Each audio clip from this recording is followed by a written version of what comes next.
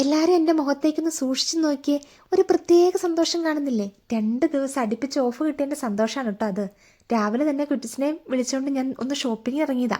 പുള്ളിക്ക് പാവം ഉച്ച കഴിഞ്ഞ് ഡ്യൂട്ടി ഉണ്ടേ. ഞങ്ങൾ വന്നിരിക്കുന്നത് ലെറോയ് മെർലിനിലാണ് കേട്ടോ. ശരിക്കും പറഞ്ഞു കഴിഞ്ഞാൽ ഒരു ചെറിയ ചെടിച്ചട്ടി വാങ്ങിച്ചാൽ മതി. ചെറുതല്ല, ഇച്ചിരി വലുത്. നമ്മുടെ വീട്ടിലെ മണി പ്ലാന്റ് ഒക്കെ ഇച്ചിരി വലുതായി കേട്ടോ. അപ്പോൾ അതിൻ്റെ ചട്ടിയൊക്കെ ഒന്ന് മാറ്റി വെച്ചേക്കാന്ന് ഓർത്തുകൊണ്ടാണ് വന്നത്.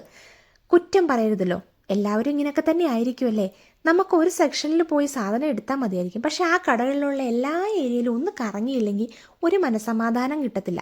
മേടിക്കാൻ പോയ സാധനം ഒട്ട് മേടിക്കത്തുമില്ല, എന്നാൽ കൈ നിറച്ചും വേറെ സാധനങ്ങളായിട്ടായിരിക്കും മിക്കവാറും പുറത്ത് വരുന്നതല്ലേ. എനിക്കൊരു സ്റ്റാൻഡും കൂടെ വേണമായിരുന്നു കേട്ടോ. കുറച്ച് നോക്കിയിട്ട് മനസ്സിന് ഇഷ്ടപ്പെട്ടോ ഒന്നും കിട്ടിയില്ല, അതുകൊണ്ട് തിരിച്ചു പോന്നു. വൈകുന്നേരമായപ്പോൾ ഒരു പല്ല് പറിക്കൽ മഹാഗമമാണ് കേട്ടോ ഈ നടക്കുന്നത്.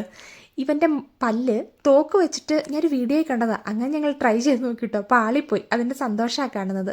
വൈകുന്നേരം ആയപ്പോൾ ഒരു ചായ കുടിക്കാമെന്ന് വിചാരിച്ച് കട്ടൻ ചായ അവലോസ് പൊടി, പിന്നെ വൈകിട്ടത്തെ ഫുഡും റെഡിയാക്കിയിട്ടോ. അത് കഴിഞ്ഞിരുന്നപ്പോഴാണ് വിചാരിച്ച് എന്നാലും ഓഫല്ലേ, പിള്ളേരുടെ കൂടെ ഒന്ന് പാർക്കിലേക്ക് ഇറങ്ങിയേക്കാന്ന്. അവർ ഓൾറെഡി പോയിട്ടോ.